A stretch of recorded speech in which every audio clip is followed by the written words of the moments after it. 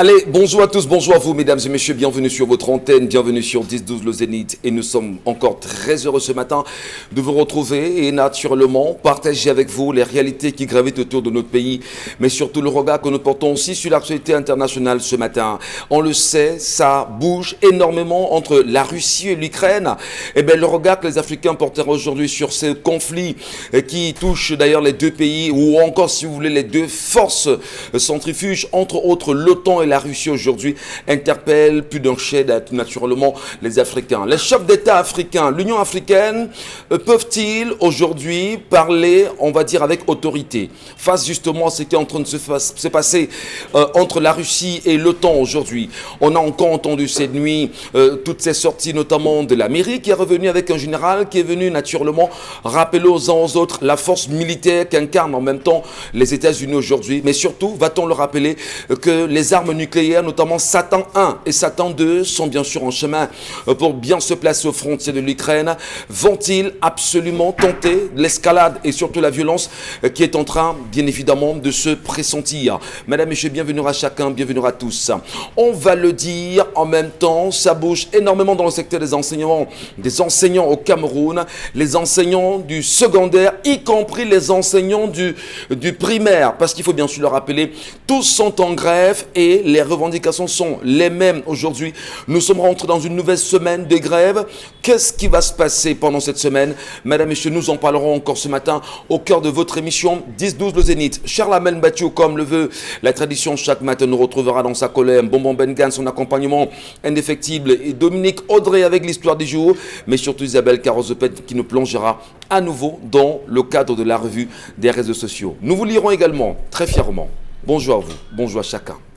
Bonbon Bengan, bonjour mon patriarche. Bonjour M. Ngachou-Numba, bonjour aux chers téléspectateurs. Ça va bien entre la Russie, l'Ukraine, le regard que vous portez, l'Afrique en même temps qui ne dit rien, aussi faible est-elle? L'Union africaine n'existe que sur le papier. Au moment où l'Union africaine était financée par 5 pays, l'Afrique du Sud, l'Algérie, le Nigeria, la Libye et l'Égypte, on l'a complètement désorganisé. Lorsque l'OTAN vient bombarder Kadhafi, ils sont en observateur, ne disent rien. Et alors, comment voulez-vous que les chefs d'État et de gouvernement africains puissent parler des choses qui sont même hors de leur territoire, avec, j'allais dire, la prise de position de leur maître, la France? Ils ne peuvent rien. Très bien. Mais toujours est-il que le peuple africain est proche de la Russie. Absolument. Est proche de la Russie. Ce n'est pas parce qu'on soutient la guerre, on ne soutient pas la guerre. Mais justement, ça va nous amener dans le multiculturalisme, multibilatéralisme. Il y a naturellement une autre leçon à retenir face à tout cela. Merci beaucoup. Et les Occidentaux pensent qu'ils vont priver la Russie d'un certain mode de financement, peut-être, mais la Russie peut aussi nationaliser et retenir les biens des Occidentaux qui sont sur son sol. Notamment les Français, qui sont les plus gros investisseurs de l'étranger, on va dire européens, en Russie. Isabelle Carozepet, bonjour madame, bienvenue ce matin. Bonjour à vous Michel Ngachou, bonjour à ceux qui regardent le programme ce matin. Quand on dit sur haute instruction 2, est-ce à dire que ce sont eux ou alors que c'est lui qui a nommé cette personne? Que font les personnes également qui sont alors, on va dire, bien expérimentées ou bien implantées sur ces questions sportives et qui occupent des postes aussi bien reconnus dans ces édifices-là? Qui a fait quoi? Dites-nous un peu madame, rapidement. On a dit sur haute instruction 2. De qui? Donc je veux comprendre. Pombo Bengan, quand on dit sur haute instruction, finalement ça veut dire que qui nomme à la fin? Parce que là on est perdu aussi. Non, ça veut dire celui finalement, la domination vient d'où? On a donné les instructions pour que vous écriviez le nom de quelqu'un. Et le ministre des Sports, qu'est-ce qui devient par la suite? Non, il applique la politique du chef de l'État. Et Samuel Eto'o. Donc, il peut se contredire, peut dire une chose et son contraire. Bon, Samuel Eto'o. Donc, vous voulez nous dire que c'est sur haute instruction du chef de l'État, signé par X, que l'entraîneur Rigobert Song a été nommé, c'est ça? Oui. Ouais, finalement, ce qu'on retient. Donc finalement, Eto'o n'y est pour rien dedans. Ça vient de la présidence. C'est ce qu'on a retenu. Oui, parce qu'on reconnaît quand même que la présidence avait dit « Je veux un entraîneur expatrié blanc ». Les Camerounais qui veulent postuler doivent postuler comme adjoint. Maintenant, comme il y a l'inverse, sûrement que la FECAFOOT et son président actuel y ont joué un rôle important. Très bien. Charles Amel Batchou, bonjour. Cher monsieur, bienvenue ce matin. Bonjour monsieur Michel Ngachou. Bonjour à tous les téléspectateurs. Je suis très déçu ce matin. Pourquoi? Le chef de l'État veut nous dire que la situation des enseignants ne lui dit rien. Il est préoccupé des questions du football. Le chef de l'État ou ses collaborateurs, tous ceux qui l'entourent veulent nous dire que vraiment sur la table, il n'y a pas une préoccupation majeure comme celle des enseignants pour qu'on se retrouve à parler des histoires du ballon, monsieur Michel Ngachou. Vraiment, du divertissement, alors qu'on parle de l'éducation qui est prioritaire. Quand vous regardez aujourd'hui la situation du Cameroun a amené un pays comme le Sénégal à monter les indemnités de logement de 60 000 à 100 000 francs. Est-ce que ça ne parle pas au Cameroun pour qu'on s'intéresse aux affaires de sport?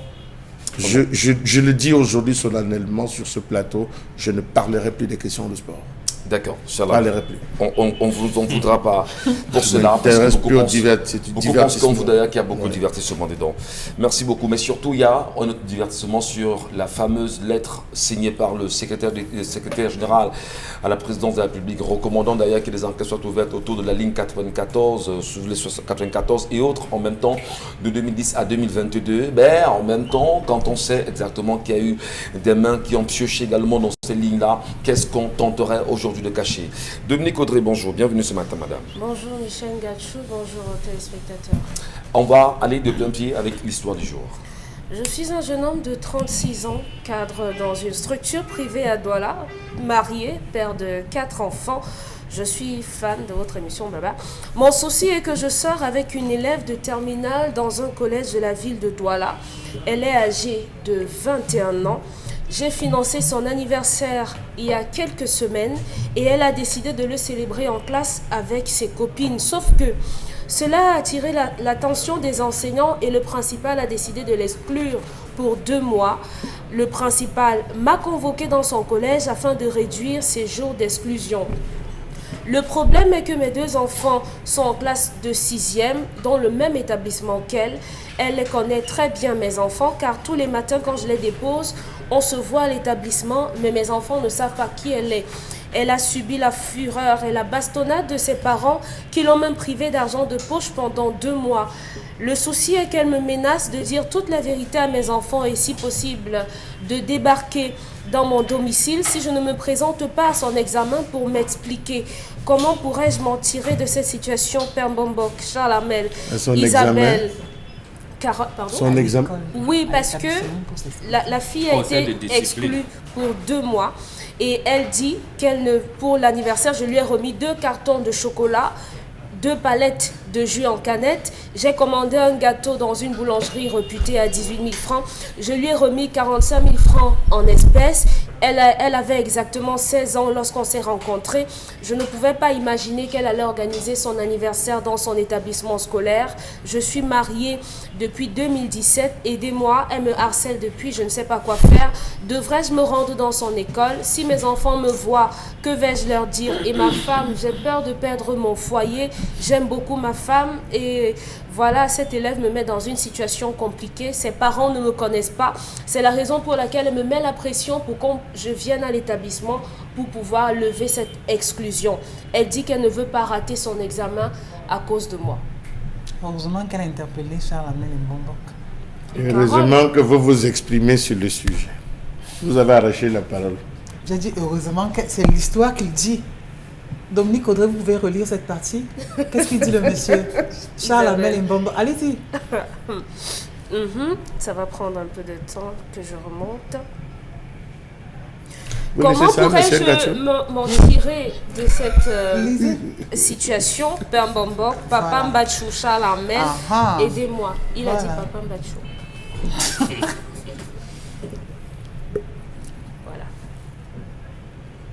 Voilà. Merci à vous, merci à tous. Merci beaucoup, Dominique Audrey, pour l'histoire de ce matin. Les commentaires, les avis, Charles Amel, vous êtes interpellé. C'est mon tour, c'est moi qui bouffe la tontine. Michel Ngachou, quand on dort avec la chèvre, on ne doit pas être étonné de se lever avec la toux ou avec les poils. Je suis vraiment désolé pour lui. Je ne vois pas quelle est l'aide qu'on va lui apporter. Il a choisi d'aller à la maternelle, qu'il adapte son comportement avec les gens de la maternelle, monsieur Michel Gatou. Donc les enfants de la maternelle, à tout moment, je vais faire pipi, on s'arrête, tu fais pipi. Je veux le biscuit, on paye le biscuit. C'est ça, monsieur Michel Gatou. Il n'y a rien à faire. Il décide de sortir avec une jeune fille qui est mue encore par les émotions, qui réagit au pif, qui réagit. C'est tout à fait normal. C'est les seules cartes. Elle ne maîtrise ni la notion du dialogue, ni la notion du consensus. C'est qu'elle sait, c'est je vais te faire le chantage, je vais te montrer, je vais te prouver. Et bien qu'il adapte ça en disant que oui, il va me prouver. Donc, ce n'est que ça. Il a choisi une mauvaise voie et qu'il en paye le prix, monsieur Michel. Ce qui est sûr, c'est qu'il va se présenter au conseil de discipline en tant que quoi? En tant que père, en tant que copain, en tant que celui qui a financé les études, l'anniversaire, décidé d'offrir un anniversaire comme celui-là à ses propres enfants. Il organise ce genre d'anniversaire, il donne 45 000, 18 000 de ceci, il va danser là, à ses propres enfants. Donc, monsieur Michel Gatou, vraiment, qu'il paye. Il a là la maternelle, qui subissent les caprices des enfants de la maternelle. Bonbon Bengal. Non, je pense que lui, je comprends son embarras. Mais là, mon fils, justement, vous appelez votre élève, vous lui parlez. Vous lui parlez en lui disant que vous allez sauver son année, mais n'est plus aller en intimité avec elle. Vous essayez de sauver son année comment? Justement pour ne pas perturber votre vie de couple, c'est-à-dire accepter qu'elle subisse cette punition-là, mais vous l'encadrez. Maintenant, vous devez donc plus organiser un anniversaire et tout, vous lui cherchez un répétiteur, vous l'encadrez par rapport à ça, simplement pour contenir ses émotions, mais ne plus aller en l'intimité avec elle. Contenir ses émotions voudrait dire que vous lui trouvez des répétiteurs, vous lui parlez en lui disant comment vous tenez à ce qu'elle ne rate pas ses examens, tout de suite elle va se calmer. Mais en disant que bon, justement pour qu'elle ne rate pas les examens, vous arrêtez votre liaison intime, ou alors vos liaisons intimes pour le moment. Attends que d'ici la fin de l'année, elle va se taper son camarade. D'accord. Isabelle Carole, qu'est-ce que vous lui dites? Je suis déçue en même temps, c'est-à-dire que c'est pathétique de voir des hommes encore avec écouter ce genre de pleurs, de cris de détresse venant de la part des hommes. En ce mois où on commence à célébrer, où on célèbre la femme, c'est vraiment dommage. Vous êtes mariés, vous êtes responsables, et vous, c'est vous qui êtes cadre dans une entreprise. Moi, je ne sais pas. C'est-à-dire que quand même des gens à certains postes, c'est pour les appeler à plus de responsabilités. C'est vous qui êtes cadre dans une entreprise, mais c'est vous qui allez dans les établissements scolaires chercher des enfants qui vont à l'école. Ce monsieur, ce n'est pas cette fille qu'on devait taper, c'est ce monsieur qu'on devait fouetter. C'est lui qu'on devrait fouetter. Une jeune fille en train de préparer un baccalauréat, elle a 21 ans. Et vous dites bien, et vous gargarisez en lui disant que vous êtes avec elle depuis qu'elle a 16 ans. C'est injuste, c'est pas normal. Pire encore, vos enfants sont dans le même établissement qu'elle. Honnêtement, une fille avec laquelle vous partagez une intimité, vraiment est dans le même établissement que vos enfants qui sont en classe de 6e. Entre vos enfants et cette fille finalement qui est enfant et vous-même, c'est-à-dire que vous êtes plus enfant que votre enfant, excusez-moi. Mais je crois que chaque jour quand je dis sur ce plateau qu'il faut faire le casting, d'aucuns ont beau me jeter les pierres, mais je dis c'est important de faire le casting. On ne peut pas priver un homme justement de contenir sa libido parce que ce sera impossible, mais au moins on vous demande d'éduquer votre sexe. C'est hyper important de vous dire « je m'en vais avec quelle fille ?» Ben vous imaginez votre mari dans un carrefour agressé par une élève? Non, mais je ne sais même pas comment on règle ça. C'est-à-dire que c'est tellement... Je n'ose même pas faire un tel tableau dans mon cerveau. Et votre épouse qui est à la maison, je ne suis même pas sûre que vous vous rappelez sa date d'anniversaire, Michel Ngacho. C'est ce qu'il faut déplorer de la part de ces hommes. Oui, parce que le drame avec vous, c'est ça. Votre femme à la maison, c'est à peine si vous savez si elle est née un 12 octobre ou un 10 novembre ou un 5 décembre. C'est à peine si ce jour-là, vous lui dites joyeux anniversaire. C'est à peine si ce jour-là, vous allez lui donner un gâteau. Mais c'est vous qui êtes dans les boulangeries de la place. Il passe la commande d'un gâteau, il achète les boissons, il va remettre l'argent en espèces à la jeune fille. Votre femme vous demande simplement, chérie, écoute, j'ai besoin d'un peu d'argent pour faire un bon repas que toute la famille pourra manger. Et toi, de lui répondre, vraiment, l'anniversaire, ça ne se célèbre pas, c'est pour les enfants, il y a trop de problèmes et tout. Voilà comment vous répondez aux femmes à la maison. Mais dehors, vous allez le faire. Et de la pire des manières, avec les personnes vraiment qui, moi j'ai envie de dire, qui pissent encore au lit, excusez-moi. Mais quand on a 21 ans, on met la tenue et tout. Quel est le genre de mentalité? Cette fille, vous pourrez la redresser comment? Quel est le message que vous pourriez faire passer? Parce qu'en réalité, s'il va dans l'établissement scolaire, il dira qu'il est qui représente quoi? Alors, j'avoue déjà que je suis un tout petit peu interloqué par l'histoire en elle-même. Oui. Je suis... Vous êtes déçu vous-même un peu? On est déçu que ce soit un homme qui porte une pareille histoire. Vous comprenez que vous, les hommes, devez changer. C'est inacceptable. C'est inacceptable. On peut comprendre que des gens puissent avoir des appétits assez compliqués.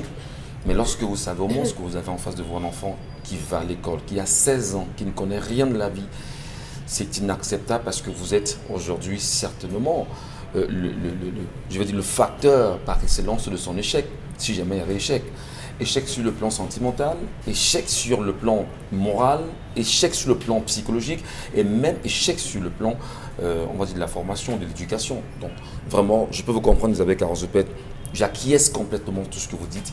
Et c'est inacceptable. Voilà. Je crois qu'aujourd'hui, ce qui a lieu de faire, de parler calmement avec cette fille, je crois qu'elle réagit parce que l'environnement dans lequel elle se trouve, vraiment, ce sont les propos qui ressortent. On l'a investi, c'est tel jour. Elle a fait au sein de l'établissement pour qu'on dise oui, vraiment, telle personne, tel élève a fait son anniversaire. On a vu ce qu'elle a fait pour mettre les autres à l'épreuve et pour dire que moi, je ne suis pas n'importe qui. Comment on a à 16 ans, on commence à sortir avec des hommes mariés? À 30 ans ou à 50 ans, on sortira avec qui? Alors, des personnes qui soient ressuscitées? On va en parler parce qu'il va falloir justement qu'on revienne sur un problème fondamental, le regard que l'on porte sur les enfants dans les établissements, le regard en même temps, je vais dire, l'éducation, la surveillance, le travail des éducateurs, le travail des enseignants, le travail des parents sur leurs enfants. On en parle. Dominique Audrey, qu'est-ce que vous lui dites à cet homme comme conseil? Je félicite d'abord et déjà le fait qu'il ait pris sur lui de parler de cette histoire parce que c'est une histoire honteuse. Isabelle Carole s'est suffisamment épanchée dessus. C'est honteux de savoir que cette petite fille à 16 ans, alors qu'elle vendait dans la boutique de sa mère, vous êtes venu lui conter fleurette. Naïve, inconsciente, elle a certainement cédé à ce à quoi elle ne s'attendait pas. Aujourd'hui, c'est une enfant qui est bastonnée et mise de côté par ses parents parce qu'elle a commis une bêtise. Et aujourd'hui, au moins, elle a la lucidité de dire qu'elle veut réussir son examen. Vous devez vous présenter à cet établissement. Vous devez vous présenter puisque l'exclusion fait suite à ce qu'on lui a dit. Il faut ramener la personne qui vous a donné cet argent. Dans les établissements scolaires aujourd'hui, il y a le phénomène des porte-monnaies magiques qui fait qu'on a des élèves qui viennent claquer de l'argent de façon outrancière devant leurs camarades de classe.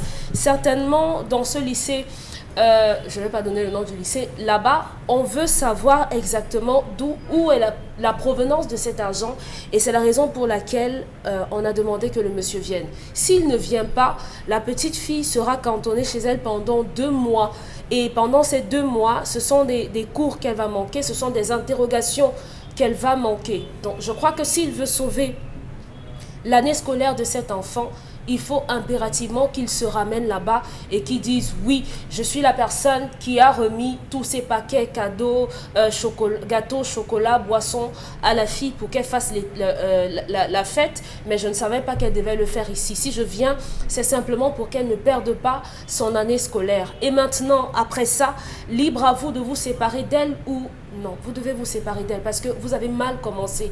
Elle était encore toute jeune, trop petite lorsque vous avez commencé cette histoire.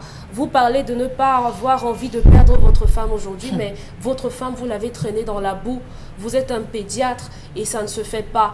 On dit généralement que lorsque un homme trompe son épouse ou bien sa femme, il faudrait quand même que la personne avec laquelle il a cette infidélité soit un peu ou plus ou moins à la hauteur de la femme de la maison. Vous ne pouvez pas prendre une fille qui a l'âge de votre nièce ou bien qui est votre nièce et faire ce genre de choses. En principe, vous devriez même on devrait même vous envoyer en prison pour ça parce que vous avez commencé cette histoire, elle avait 16 ans. Donc vous devez arrêter avec ça. Alors, on va également ce matin interroger le comportement des parents. Les parents qui nous regardent ce matin pour la plupart, qui ont des enfants de 15 ans, parfois 14 ans, qui sont sexuellement actifs, voire même 13 ans, effectivement. Comment les parents prennent-ils sur eux de protéger nos petites sœurs aujourd'hui? Pour celles-là qui rentrent en troisième, pour la plupart, vous diront justement qu'elles sont sexuellement actives. Les parents ont-ils ici un rôle à jouer? Mais surtout le regard de la société. Comment peut-on avoir 30 ans et choisir, bien évidemment, d'aller, on va dire, pêcher ou puiser dans le berceau, prendre une petite fille de 16 ans qui est en train de préparer son examen? La rosée de cadeaux, quand même, qu'il y ait des fêtes et qu'il y ait des choses qui soient faites aujourd'hui, l'enfant risquerait bien sûr de perdre son année scolaire. Le point fondamental, bon Bengan, c'est l'éducation. La cellule sociale qui est la famille, tout commence à la maison. Les familles, les parents n'ont-ils pas fauté quelque part du point de vue éducation de l'enfant afin de l'empêcher de tomber dans de tels nids? Non, je ne pense pas. Les parents n'ont pas fauté ici. Puisque ici, l'histoire nous dit que les parents ont appris à la jeune fille. Non, d'abord avant d'arriver là. Oui. Donc la fille, on l'a habituée à aider sa maman. Nous, quand on rentrait de la petite école que j'ai faite, j'allais au champ. Dans le champ, on vous apprend à voir. Donc ici, la fille assistait sa maman et sûrement, pendant les heures où on estimait qu'elle pouvait réviser les cours, sa maman l'a laissé aller réviser ses cours. Donc, la famille n'a pas fauté. C'est le garçon qui a fauté. Mais si elle se présente, elle va donner, le garçon va donner l'occasion justement d'avoir une plainte contre lui. Parce que c'est une mineure. Et ça va donc pousser justement au divorce, ça va pousser. Ici, il est question de sauver la vie de la jeune fille. Sauver la vie de la jeune fille, c'est continuer dans la discrétion. Appeler la jeune fille dans la discrétion en lui disant « Je ne peux pas parce que... Mais tu vas sauver ton année. » Là maintenant, il est obligé, j'allais dire, de commencer à laver sa honte. S'il a le malheur de tomber sur une petite fille têtue, fait comment? Parce que là, il y en a qui sont très têtus. Qui vont vous dire d'accord, j'ai pris goût de tout ce qu'on a initié ensemble. À ces genres de filles, comme disait Chalamé, c'est rien à maternelle, tu lui dis pas que non. Tu lui dis, on a commencé une aventure qui est bien, mais sauvons d'abord ton année puisque il y a un obstacle qui est là. Là maintenant, pour laver votre honte, à ce moment, vous engagez un répétiteur discrètement. Non, mais la fille aura 2 mois, elle ne part pas à l'école. Oui.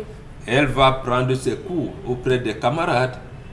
L'école finie, elle prend les cours. Le dire également, comme ça, bon, Bengan, ce n'est pas non plus encouragé. C'est pas non plus encore ce qu'elle sait que c'est passé. Il faut sauver l'école de la fille. Absolument. Il faut sauver. C'est-à-dire que lui, l'homme, il intègre que je ne continue plus l'aventure. Tu dis à la fille maintenant que c'est fini entre nous. Il est mort. Très bien. Il est mort. Je ne continue plus. Tu cherches les moyens justement pour sauver le traitement de la fille. À la limite, si tu as un ami enseignant là, tu lui dis que bon, voilà. Encadre-moi cette fille, voilà. Comment peut-on être marié, cher Lamel? On a 30 ans et plus d'ailleurs, on a des enfants et on se permet quand même d'aller puiser dans le berceau pour une petite fille de 16 ans. Qui est dans le même établissement que vos enfants. Attendez, Elisabeth. Est-ce qu'à un moment donné, nous-mêmes les hommes, à un moment donné, on n'est pas problème, on ne fait pas le problème. Il y a des appétits, c'est vrai, mais quand même, 16 ans, donnez au moins l'occasion justement à l'enfant de grandir, comme qui dirait.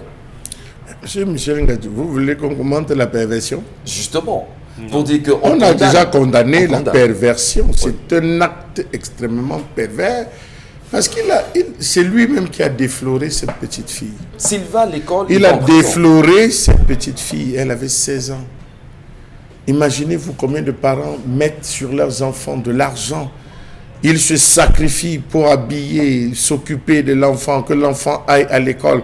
Quand vous voyez la colère de ses parents, vous vous rendez compte que les parents ont encore une main mise sur leur enfant. Ça veut dire que les parents veillent encore sur leur enfant.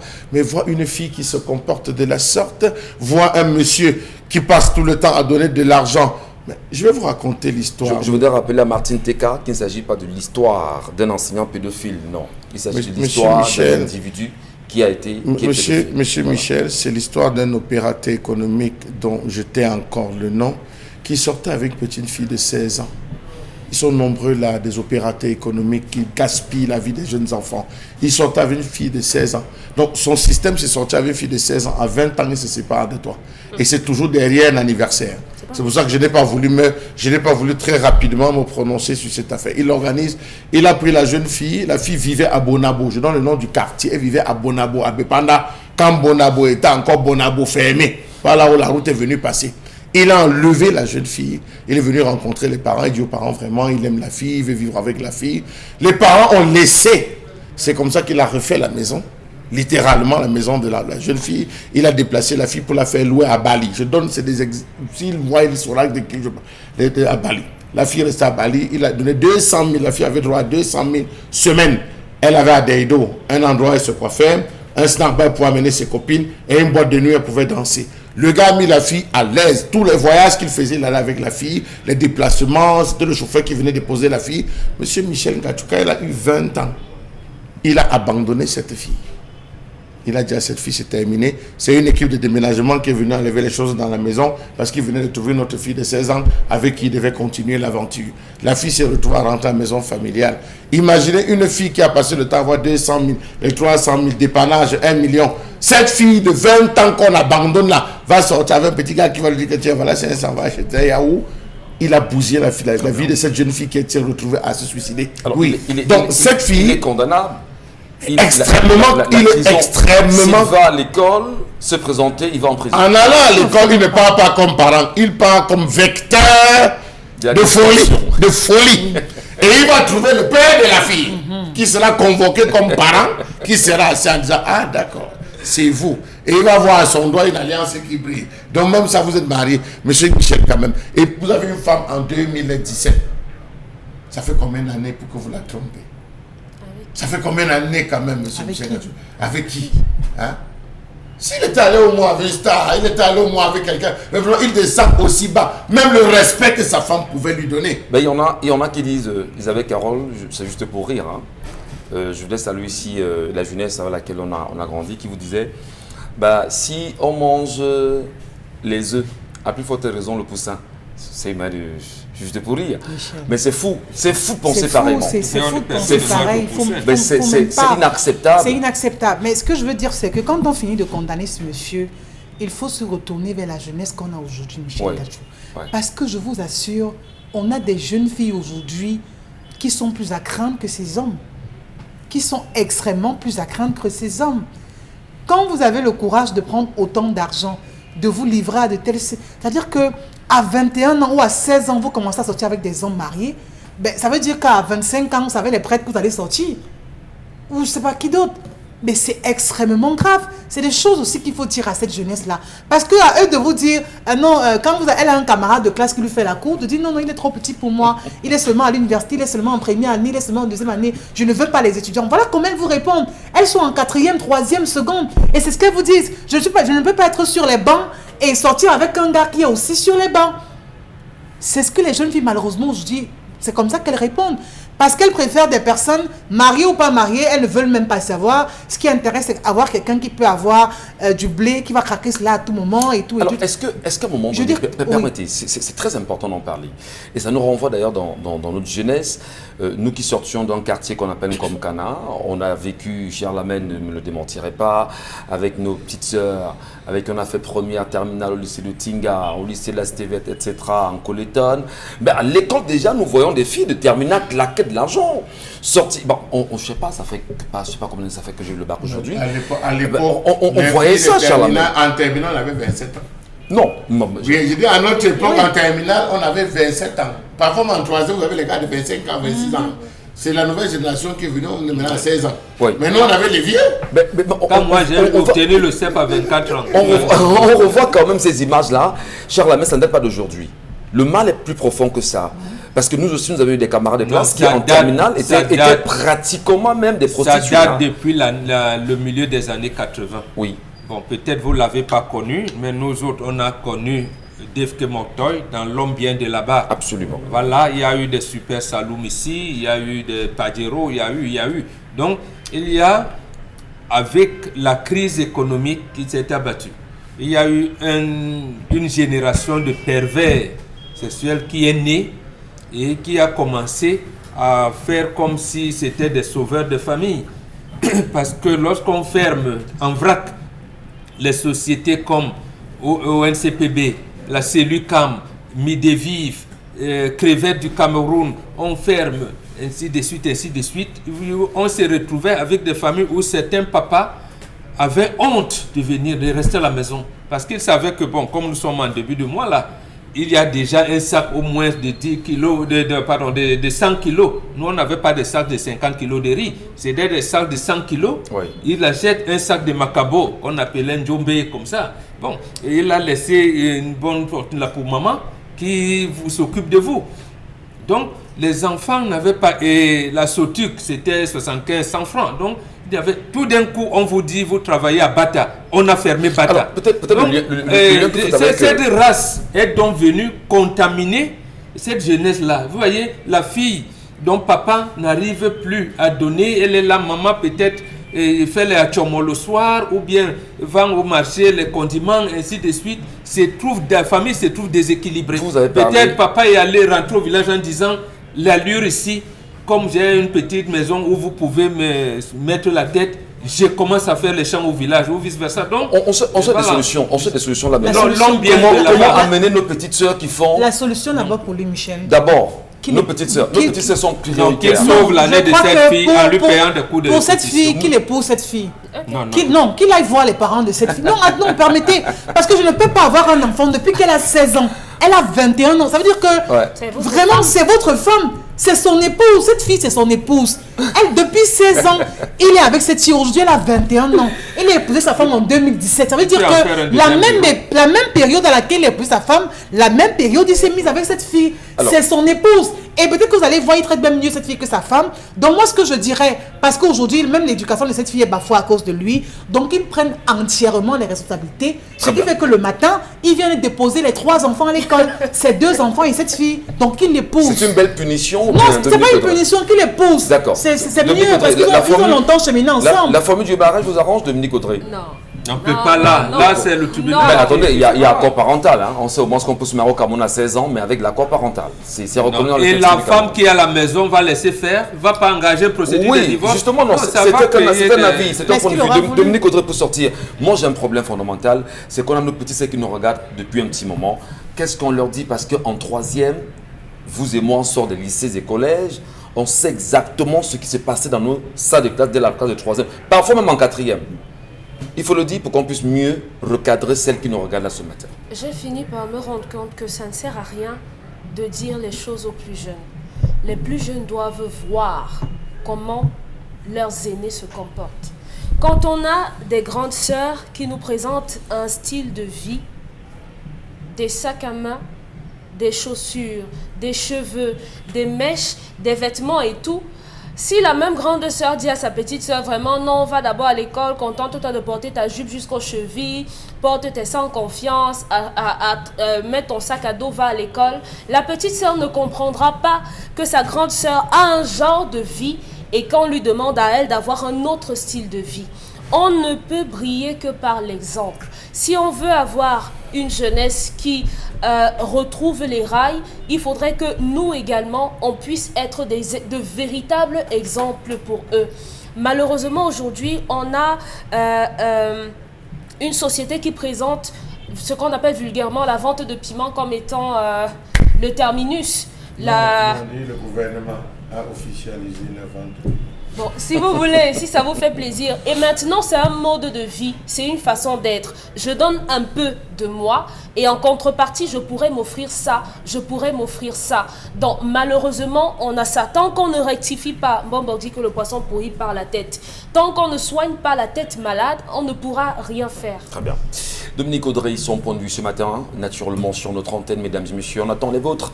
Comment sauver cet homme? Comment surtout sauver la petite fille? Mais surtout, comment amener nos petites sœurs à quitter ce chemin qui est hyper dangereux pour elles?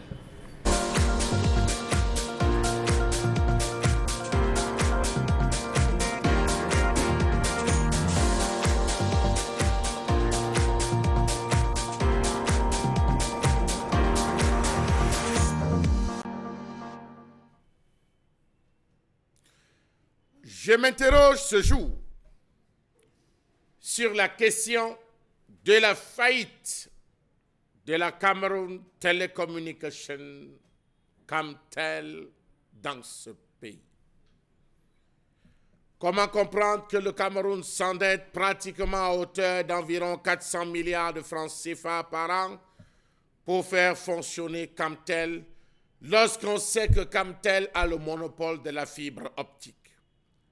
Comment comprendre cette situation lorsqu'on sait qu'avec le monopole de la fibre optique, Camtel devrait être la société la plus rentable du Cameroun? On n'aurait plus eu besoin de rançonner les petits Camerounais sur les 2%, 15% et j'en passe. Que se passe-t-il au juste dans ce pays? Était-ce le lobbying ou encore les dirigeants qui préside aux destinées de ce pays? Question. Au Cameroun, ministres, directeurs généraux des sociétés publiques, responsables de l'administration centrale, généraux et colonels de l'armée, commissaires divisionnaires, députés, sénateurs et autres hauts commis de l'État, occupant des résidences de fonction, ont droit gratuitement à tous les avantages, même quand aucune disposition législative ne plaide pour une telle magnanimité de l'État. Dans ces vastes résidences, où parentés lointaines et imaginaires et camarades des confréries sont logés, l'eau de Camwater coule nuit et jour des robinets. Les projecteurs allumés ne s'éteignent jamais. Les téléphones fixes et la connexion Internet sont utilisés à plein temps par des coquins et coquines avec à la clé une accumulation grotesque des factures impayées qu'on abandonne aux nouveaux locataires au moment du déménagement. Les ministres se succèdent dans des résidences avec des factures qui ne cessent de s'accumuler. Comment comprendre toutes ces factures comme telles accumulées par les pontes du régime? Le gouvernement et j'en passe, jamais payé. Dans les ministères et autres corps de l'État, les fonctionnaires fantômes ne font un tour par semaine au bureau que pour battre les records d'appel. Appel en Russie, appel en Papouasie-Nouvelle-Guinée, appel en Australie, appel au pôle Nord. Ils battent tous les records d'appel parce que c'est un job. Les bureaux deviennent des cybercafés où cousines et infidèles viennent prospecter une curieuse clientèle occidentale. Camtel se meurt à petit feu. Que fait le ministre des Postes et Télécommunications? Que fait le Premier ministre, dans cet imbroglio où personne ne comprend finalement rien, où chaque année, on pose les mêmes doléances au chef de l'État? Ça ne va pas parce qu'il faut préserver les noms camerounais des structures. On se retrouve à perfuser.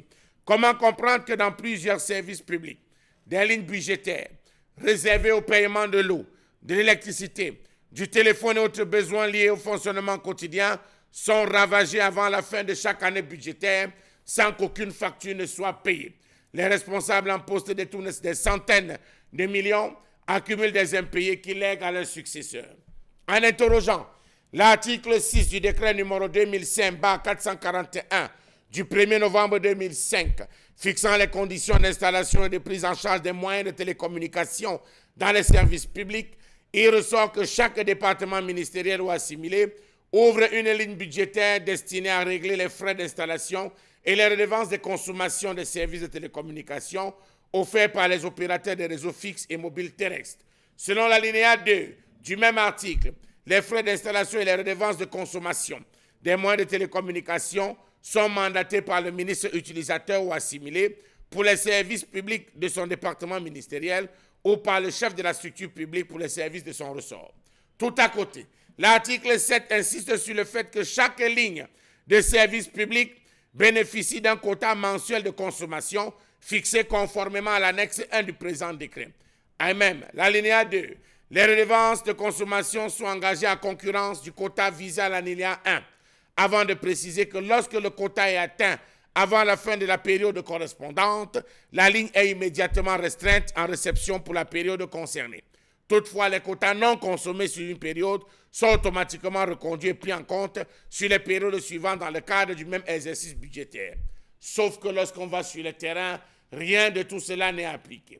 Comment comprendre que chaque année, c'est les opérateurs de téléphonie concurrents qui donnent les chiffres, les bilans, les actions réalisées, les perspectives, qui s'en vantent, se targuent, sans que l'opérateur national ne se retrouve lui-même à se vanter. Camtel ne s'est vanté jamais de ses prouesses. Qu'est-ce que Camtel fait? À quoi sert Camtel? Aujourd'hui, Camtel se retrouve avalé, étouffé, pressé par des opérateurs venus faire fortune au Cameroun. Pourquoi ne consomme-t-on pas camerounais? Question. L'État consomme auprès de la Camtel l'équivalent de 6 milliards de francs CFA de téléphones par an. Ce sont les administrations publiques qui consomment le plus de téléphones à travers notamment les appels internationaux. Camtel ploie davantage dans la zone obscure qui compromet son avenir. Elle compte environ 3700 salariés, 1830 cadres avec une masse salariale de 1 milliard 480 millions de francs CFA par an. Une masse salariale de 1 milliard 480 milliards de francs CFA par mois. Il faut dire que la nouvelle directrice est arrivée à essayer de faire un travail remarquable, un travail appréciable avec tout ce qu'il y avait comme bâton dans les roues. Comment donc comprendre que Camtel piétine face à la concurrence accrue qui s'est installée dans le secteur de la téléphonie mobile avec 3 concurrents principaux? Une chose est sûre, Camtel sert plus les intérêts étrangers que les intérêts nationaux, tout en demandant encore plus, toujours plus et rien que plus à l'État, avec les pontes du régime et affidés qui ne cessent de se sucrer, qui ne cessent de s'enrober, qui ne cessent véritablement de prendre un malheureux plaisir à voir Camtel s'engouffrer. Pourquoi l'État ne peut pas payer cash comme il le fait avec les opérateurs de téléphonie mobile? La question, je vous la pose. Charles Amel Bachou, d'ailleurs 2 questions, peut-être la principale question fondamentale dans cette colère, de savoir pourquoi les Camerounais ne consomment-ils pas Camtel. Sont faites pub ce matin, puisque on pourrait bien sûr adresser une petite facture à Camtel ce matin sur tout ce qui va être dit sur ce plateau, mais on va revenir sur la question de, je vais dire, de l'entreprise nationale, le bien commun que nous avons en tant que Camerounais, l'entreprise qui porte en même temps tous nos contacts téléphoniques. Bon, Bengan, je me retourne vers vous. Sur l'échec aujourd'hui de cette entreprise nationale de Camtel, face aux mastodontes étrangers qui sont rentrés, qu'on ne va pas citer ici, et qui ne donnent pas l'occasion, bien sûr, à cette entreprise nationale d'exister, de s'affirmer et d'aller plus loin. Est-ce que nos dites, d'ailleurs, peut-être le mot est trop fort, ne seraient pas la bienvenue ici pour non seulement réparer le malaise profond au cœur de cette entreprise, mais surtout permettre aux Camerounais de revenir et de comprendre ce que représente Camtel pour chaque Camerounais aujourd'hui? Un audit de gestion ne servira à rien. S'il faut faire un audit, il faut faire un audit administratif ou alors un audit d'orientation politique. Oui. Là, vous allez questionner le principal, actionnaire de Camtel. Là, c'est le chef de l'État, c'est l'entrepreneur en chef. Parce que tout ce que vous dites, je ne vais pas citer leur nom, mais je pense qu'il y a environ 10 ans, 15 ans, il y a des ingénieurs de Camtel qui ont été contraints de démissionner parce qu'on ne les a pas écoutés. Ils ont envisagé des solutions pour la relance de Camtel, on n'a pas. C'est la même chose que Nounai, par exemple, essaie de se gosier pour le cas de Camerco. On ne l'écoute pas. Ça. Pour comprendre, il y a 2 choses, la faillite de Camtel. La première chose se trouve dans le livre de notre compatriote, qui est d'ailleurs journaliste à la Place parisienne, Paul Tedga, Il a commis un ouvrage en 1990, Entreprise publique, État et crise au Cameroun, faillite d'un système. Il décrit dedans comment l'État central prélevait, c'est-à-dire exigeait aux dirigeants de ces entreprises de contribuer, donc prendre l'argent des caisses de l'État pour donner aux partis pour des activités qui n'ont rien à voir avec la performance de l'entreprise. Voilà le premier vecteur de l'échec. Et deuxième vecteur, c'est les conséquences du premier vecteur. Par exemple, lorsqu'on prépare le sommet de l'Organisation de l'Unité africaine qui s'est tenu à Yaoundé en 1996, on avait fait, un audit technique. Il s'est trouvé qu'à l'époque, on l'appelait Intelcam. Les canaux, les terminaux de téléphone étaient vétustes, complètement vétustes. On a fait appel à une entreprise allemande, Siemens, pour venir nous aider. Mais justement, au lieu d'aller plus loin pour signer l'accord avec Siemens pour nous permettre de mettre Intelcam à jour, on a donc pensé qu'on pouvait appliquer l'ordonnance de 1990 où le chef de l'État avait listé certaines entreprises qui étaient soit à privatiser ou à liquider. Mais et justement là aussi, on lui rappelait que la France n'a jamais véritablement laissé France Télécom. Mais lorsque la libéralisation arrive, je parle là des propos de son ami personnel, qui était d'ailleurs son conseiller aux affaires économiques, s'appelait le professeur Georges Ngango. Il lui demandait, soit vous signez un contrat de performance avec ces entreprises sur la base d'un canevas bien structuré. Oui. On a parlé de ça, mais finalement, on n'a plus appliqué. Ou alors, comme tel qui vient maintenant la concurrence, comment faire? On a mal défini son engagement. On ne sait pas jusqu'en date aujourd'hui si comme tel est le concurrent de ces mastodontes auxquels vous faites allusion, ou alors il est leur fournisseur.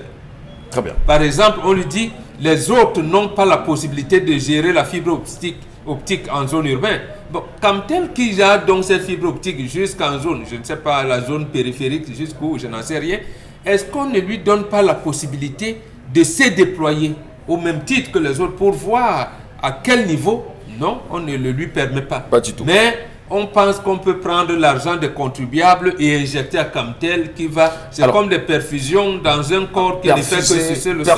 Perfuser une entreprise qui ne produit pas, perfuser une entreprise qui ne rapporte pas, perfuser une entreprise, comme d'ailleurs il y en a plein au Cameroun, qui ne génère vraiment rien. C'est une politique quand même, Isabelle Carozepet, qui laisse pantois chaque Camerounais. Camtel aujourd'hui, c'est une fierté camerounaise, mais fondamentalement, comment expliquer que l'on puisse continuer à injecter l'argent dans une entreprise comme celle-là qui n'apporte, je peux être un peu excessif, qui n'apporte pas de résultats rapides, directs, visibles. Mais surtout à côté, pour la deuxième question, comment comprenez-vous que des gens, que l'État soit et porte les plus grosses dettes vis-à-vis des Camtel aujourd'hui? Oui, parce qu'il y a un laisser-aller simplement qu'il faut observer. Vous allez voir des factures qui soient exorbitantes.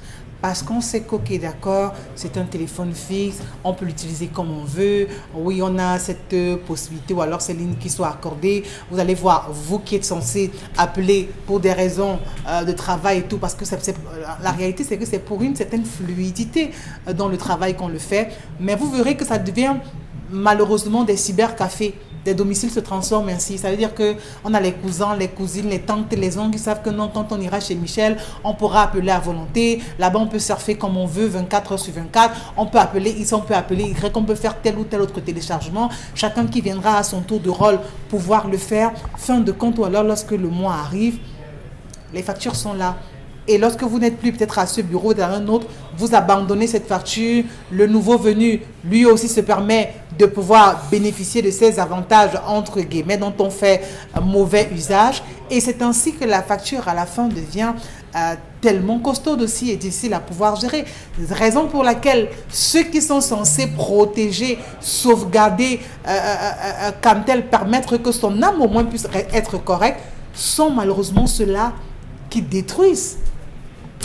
On s'en souviendra peut-être très évidemment qu'il y a eu des plaintes je pense bien autour des années 2015-2014 par là, où on estimait qu'il y avait un manque de performance réelle au sein de l'entreprise Camtel parce que la qualité du recrutement n'avait rien à voir avec les aspirations, bien évidemment, de l'entreprise. Je ne vais peut-être pas citer ici son ancien directeur général qui est reparti, qui a quitté l'entreprise sous une pression incroyable. Je pense également ici à un ami de regretter mémoire, Emmanuel Gérard Souzan. On s'en souvient que ça a été assez compliqué. Est-ce qu'aujourd'hui on peut avoir un espoir qu'il y ait un sursaut d'orgueil de Camtel? Non. Le propriétaire de l'entreprise, c'est qui? Paul Biya. Alors, comment vous voulez donc? Et à partir, moi je peux vous donner l'historique à partir de Nguiamba Loutiri jusqu'aujourd'hui.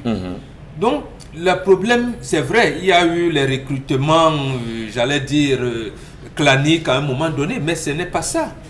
Ce n'est pas ça qui amène Camtel à la banqueroute. Ce qui amène Camtel à la banqueroute, vous l'avez dit, et M. Mbachou aussi, comment l'État ne paye pas ses factures. Oui, les administrations ne payent pas leurs factures de téléphone ni de fax. C'est comme ça avec la Camer et Camerco aujourd'hui. Quelqu'un vient à Camtel, il pense qu'il peut appeler aux États-Unis à tout moment, il ne paye pas. Lorsque la facture arrive, il ne paye pas.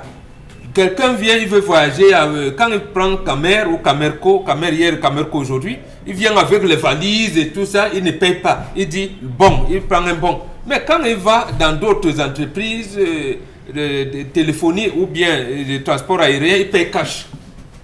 Mais au Cameroun, il paye cash et alors, les autres ne payent pas. Que l'État, qui est le propriétaire des entreprises, paye d'abord ses factures de téléphone et de fax. Donc c'est l'État, c'est l'administration qui est le problème de Camtel aujourd'hui, Dominique Audrey.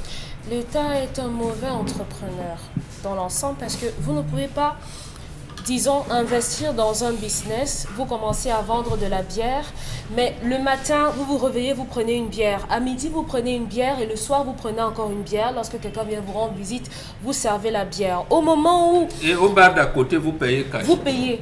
Et au moment où votre livreur de boissons arrive, vous n'allez lui donner que des casiers vides. Et il va falloir aller emprunter de l'argent pour pouvoir payer votre marchandise que vous n'allez pas vendre, ainsi de suite, encore et encore et encore. Entre les années 2005 et 2015, justement, vous étiez en train de le mentionner, il y a eu un problème parce qu'on parlait de la qualité des recrutements qui était diamétralement opposée aux attentes qu'on avait. On s'est retrouvé avec sensiblement 3700, quasiment 4000 employés, en plus des cadres, pour un salaire mensuel de près de 1, quelque chose de milliard par mois qu'il fallait payer à tous ces employés-là. Pourtant, la productivité n'y était pas. Aujourd'hui, Camtel souffre de la concurrence déloyale. À la question de savoir pourquoi on continue de financer, c'est parce qu'on se dit, à chaque moment, à chaque période, Camtel nous présente de nouveaux projets. Comme actuellement, il y a un nouveau projet, on s'est dit, bon, le nouveau projet là va permettre de nous remettre dans la compétition, on va rentrer dans la course également. Donc, si vous nous donnez un peu d'argent, on se remet sur les rails. Sauf que lorsqu'on donne l'argent et qu'on finance, malheureusement, les projets, ça ne porte pas. Si on regarde par exemple le nouveau projet, peu de personnes ont entendu parler de ça. Et comment est-ce qu'on va faire pour pouvoir rentabiliser cette entreprise ? Camtel, c'est la téléphonie fixe, c'est la téléphonie mobile. C'est une fierté, c'est une entreprise qui fait partie de la fierté camerounaise, mais une fierté, va-t-on dire, maquillée. On ne peut pas dire véritablement fierté parce que peu de personnes utilisent Camtel. Oui, mais on sait à un moment donné fierté à quel niveau? On sait à un moment donné que tous les contacts téléphoniques étaient entre les mains de Camtel. Aujourd'hui, qu'il y a de la concurrence en face de Camtel, il y a une migration des Camerounais vers ces mastodontes étrangers. Quasi total. Étrangers autant pour moi arrivés au Cameroun. Ça veut dire que Camtel n'a plus les contacts des Camerounais entre les mains. C'est l'étranger. Camtel n'a plus rien, c'est simplement le titre, le nom en disant voilà, on a une entreprise qui nous propose la fibre optique. Camtel, ce sont les téléphones fixes, ce sont les téléphones mobiles. On a eu le Cityphone, aujourd'hui on n'en parle plus. Ouais. On a la FTT, on a la DSL. Quand vous côtoyez des personnes qui utilisent la téléphonie dans d'autres pays à l'étranger, vous vous rendez compte que jusqu'aujourd'hui, en France par exemple, on continue d'utiliser le téléphone fixe à la maison. Peu de personnes utilisent le téléphone fixe, mais ce sont des voies qui pourraient permettre de faire revivre Camtel si Absolument. et seulement si on nous permet d'avoir des prix abordables. Dominique Audrey, Isabelle Carozo-Penmont, Bengan Kandji et Charles Membachou, Madame Michon, on vous reprend dans 4 minutes exactement.